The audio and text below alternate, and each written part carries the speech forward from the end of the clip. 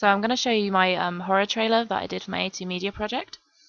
Just going to give you a quick overview, just talking about the fact that I actually use different elements of different horror trailers within my trailer. For example, Don't Be Afraid of the Dark, which I'm going to show in a minute.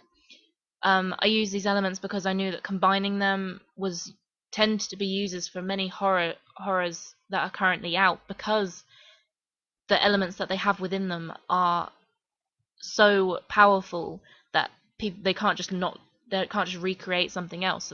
So they tend to renew or redo something that works quite well.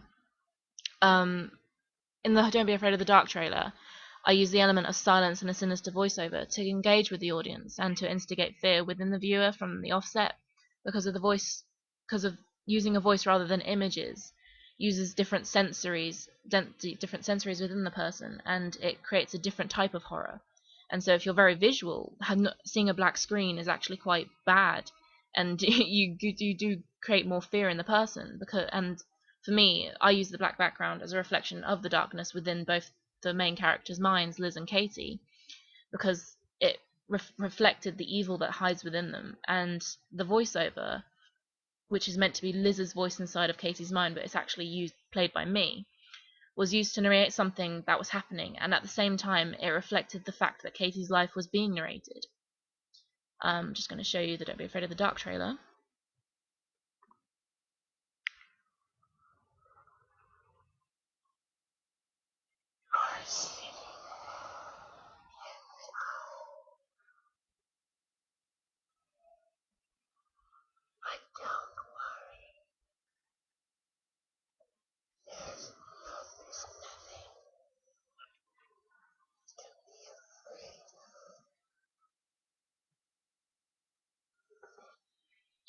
And it goes on like that. And in my trailer, it's actually quite a bit shorter than that, because I decided that I didn't want to have it run on for quite a long time, because I thought maybe it was too much of an anticlimax, and it would maybe build up to a climax like it does in the Don't Be Afraid of the Dark trailer. But for me, I thought it ran on too long, and from what my audience research established, they did say that it ran on too long.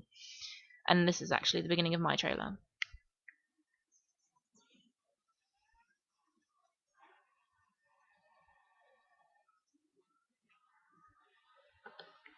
See, mine ran on for about 8 seconds because as I said, I felt that it didn't want it to run on too long. But the voice that I used, which was actually mine, meant to be Liz's, which is Katie's mum, I edited it so that it had a sinister, eerie quality to it, so that it was more scary to the audience, and it created some mystery because we weren't sure who it was, what it was doing, and it's a horrific kind of voice. And from then on, I decided to use these images, because I felt that they reflected a good witchcraft theme, which I wanted to embed into the trailer, because I didn't know how obvious it would be, but I didn't want to make it too obvious because it would give it away. Obviously, trailers don't give too much away. And in the beginning, I did the pentagram, which can be seen right here. And then obviously the use of candles reflects that as well, which I obviously use in the next two clips, these two. And this actually would be the main character, Katie, which is played by me. And this particular clip is used because I felt that it creates a sense of mystery and unknown. You don't really know what's happening, which obviously trailers meant to reflect.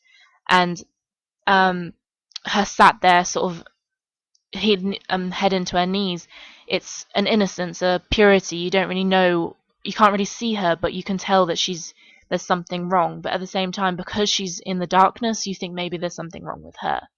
Obviously the sense of mystery, and then I blurred it out so that you weren't really sure what it was happening, what the focus of it was. And then it blurs into more candles, more witchcrafty element, and then it continues into Liz, which is actually Katie's mum. And then the black and white theme that's throughout, it reflects in the past, which obviously isn't that clear, but I think most people will understand that actually reflects the past. And by doing this, by blending them both together, I wanted to create the sense of that's where they combine. They both are linked.